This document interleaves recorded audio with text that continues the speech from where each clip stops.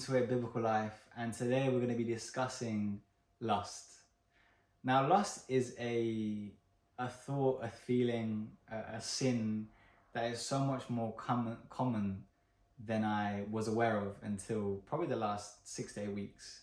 After getting closer to certain people, discussing certain things, it seems to come up so often as a real struggle and as a real vice almost in someone's life where they don't understand how to get rid of it. And I'll be honest, I'm one of those people.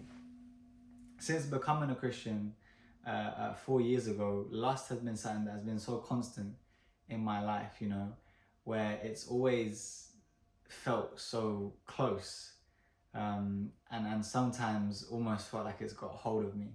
The lustful thoughts and the lust of the eyes, the flesh, very difficult to get rid of sometimes. And after having these conversations, it's just understanding that actually it's common for most people. And I felt like I was the only one at a certain point in time. And then you have conversations, you open up a little bit, and actually lust is so common in this society. And I think part of that is because of how open people are with sex and these things, and at points in time it is readily available for anyone to have. And also the fashion that people are into nowadays, the crazy outfits, the movies, the songs, everything really satisfies a sexual desire or a lustful thought because of what is being promoted in society. And so I wanted to be really open today and talk about that, and the struggles that I've had and still have, and bring the Bible into it, of course, and that's where we're going to start today from 1 John 2:15. And it says, "Do not love the world or anything in the world. If anyone loves the world, the love of the Father is not in him.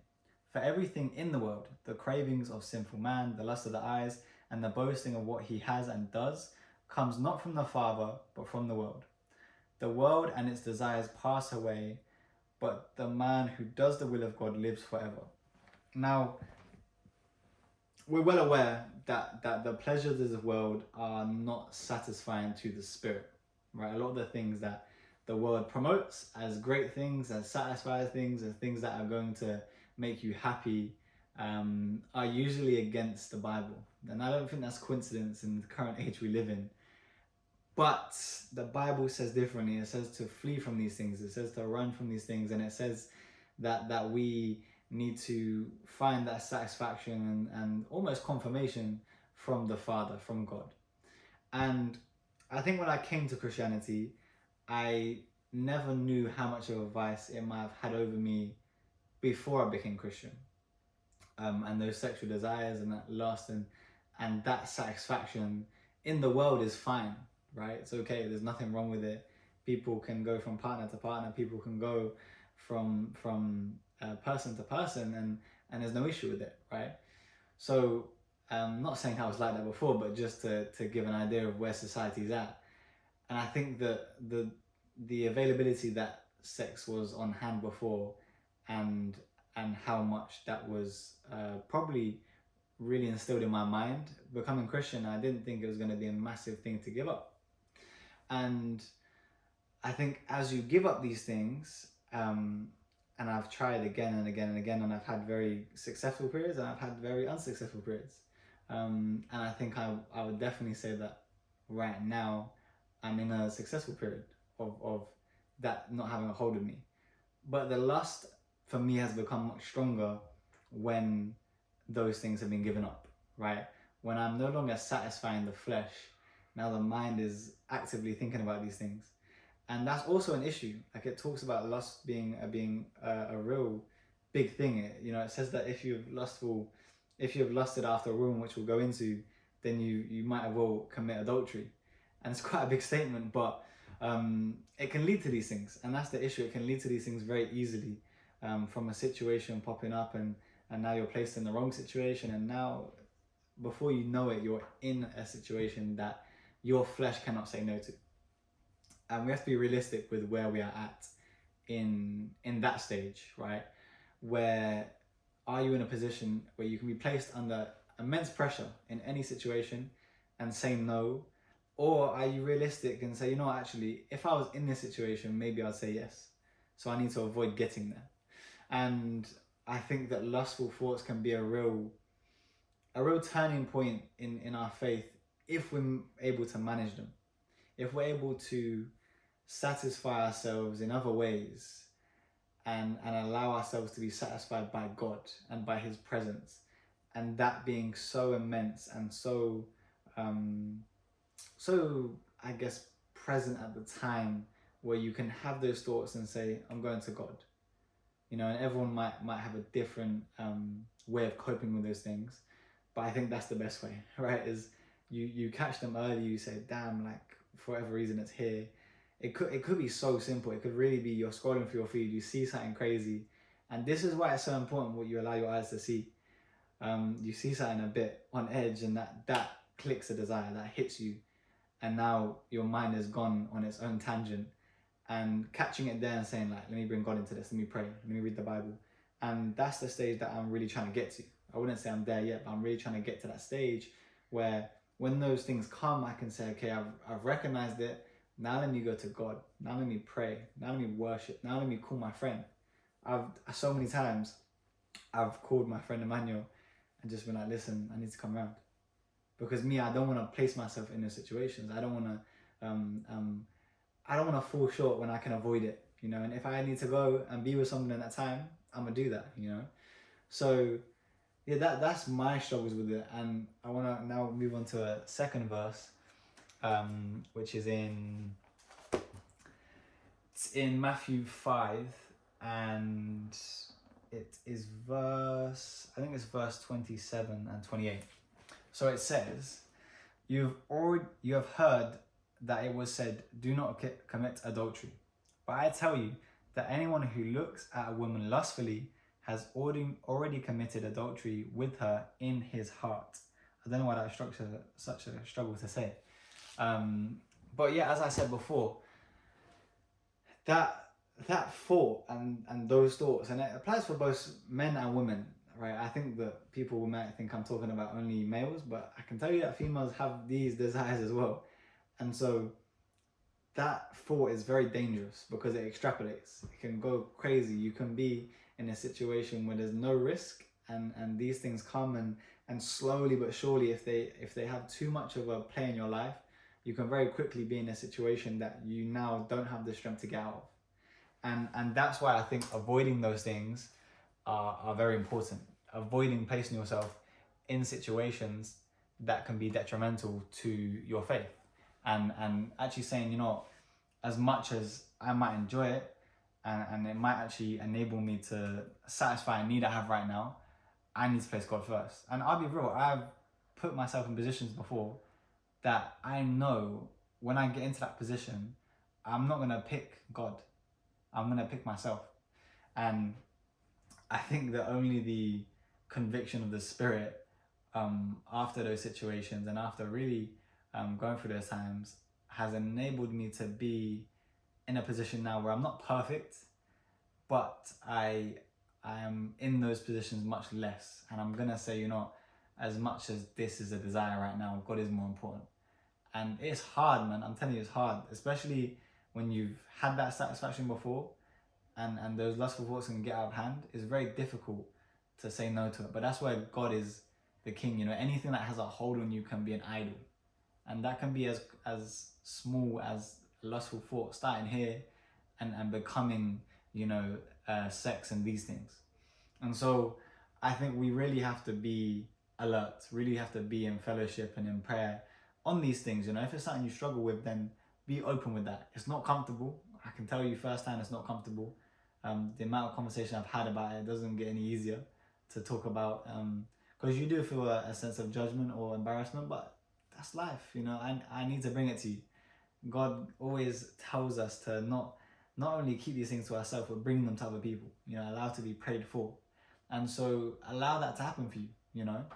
And in James 1:14-15, it says, but each person is tempted when they are dragged away by their own evil desire and enticed. Then, after desire has conceived, it gives birth to sin. And sin, when it is full grown, gives birth to death. And this is where I want to stick with today, to kind of finalize what we're talking about. Like, yes, that initial desire, that initial fleshly feeling may seem harmless, real harmless, and it might just start with, as I said, like a photo on Instagram. You know, the things that are on Instagram crazy. Like me, I personally, I've unfollowed a lot of accounts, a lot of people, because of those things. But every so often it will come up. You know, it might be a model, it might be something to do with Love Island. You know how hype that is now, and if you, it's people that are not modest, people that are not trying to glorify God in their appearance, and then that thought comes into your mind, and now, you know, it might slowly conceive itself into something else, and then that is what leads to that sin. As it says, like, those thoughts are conceived to sin, and sin leads to death, and that has to be big. We have to understand that sin leads to death, because if you get caught up in sin, if you're dwelling in sin, that is a big issue. That's a big problem.